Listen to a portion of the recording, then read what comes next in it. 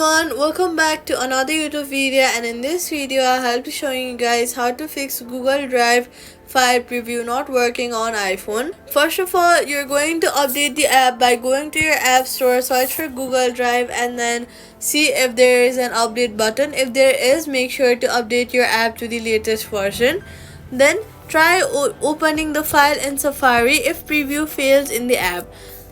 After that, check the file type compatibility. Some proprietary formats may not preview.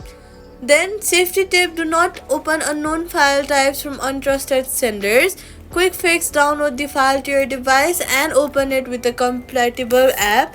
And that's it. Subscribe for more fixes and tutorials.